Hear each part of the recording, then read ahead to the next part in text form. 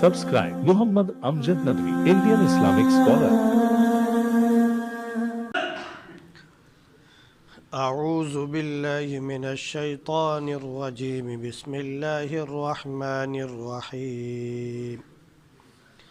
لقد كان لكم في رسول الله أسوة حسنة لمن كان يرجو الله واليوم الآخر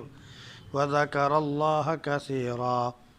ولما رأى المؤمنون الأحزاب قالوا هذا ما وعدنا الله ورسوله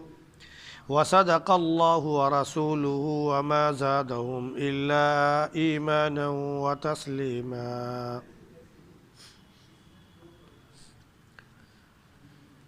لقد كان لكم في رسول الله أسوة حسنة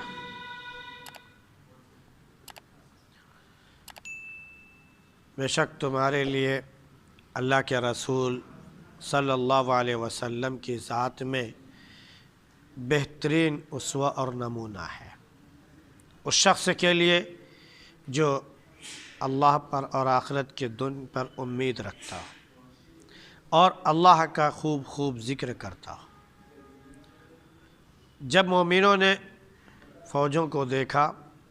تو کہا کہ یہی ہے وہ جس کا اللہ اور اس کے رسول نے ہم سے وعدہ کیا تھا اور اللہ اور اس کے رسول کا وعدہ سچ ہے، اور ان کے ایمان میں اور اطاعت میں اضافہ ہو گیا۔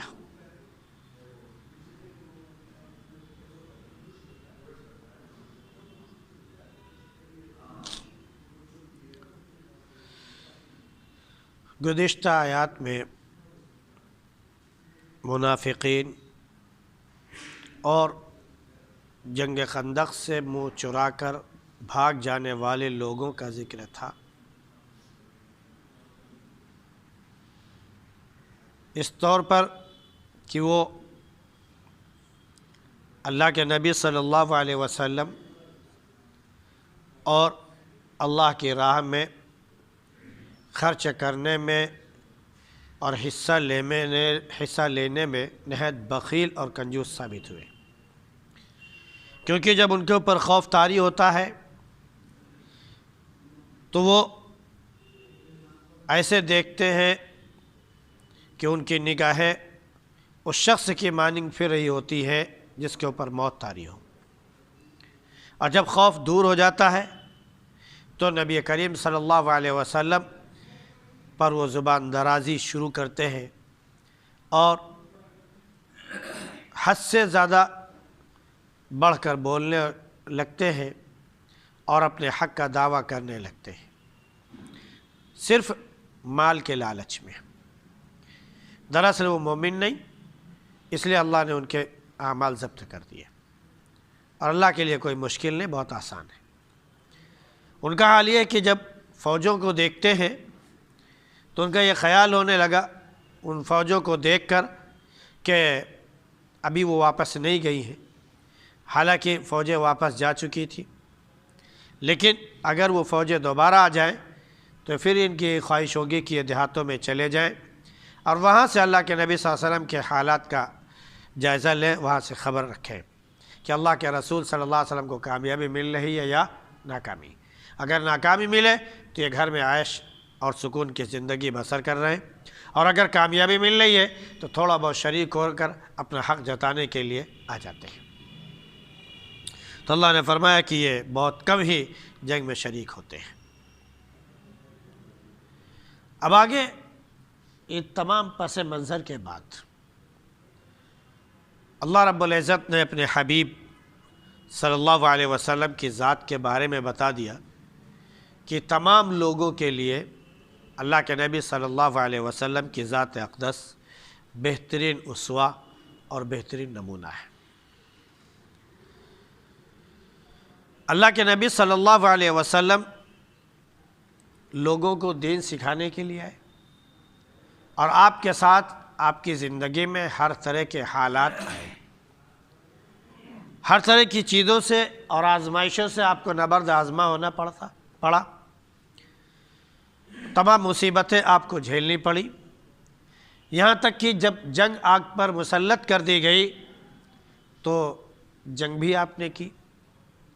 لیکن اس میں بھی آپ نے کوئی سختی اور ظلم استبداد کا نمونہ نہیں پیش کیا، بلکہ رحم دلی اور اسوہ حسنہ اور لوگوں کے ساتھ ہمدردی اور انسانیت کا نمونہ پیش کیا ہے۔ اللہ کے نبی صلی اللہ علیہ وسلم نے جنگ میں بھی لوگوں کو قتل نہیں کیا، اور جہاں تک ہو سکا جنگ کو صلح میں بدلنے کی پوری کوشش کی۔ تو یہاں پر یہی ذکر کیا جا رہا ہے پورے پس منظر کے بعد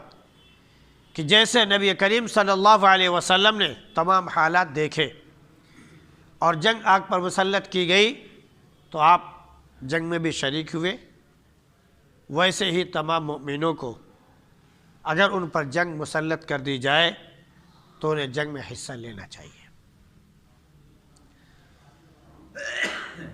اللہ کے نبی صلی اللہ علیہ وسلم کی ذات اس اعتبار سے بھی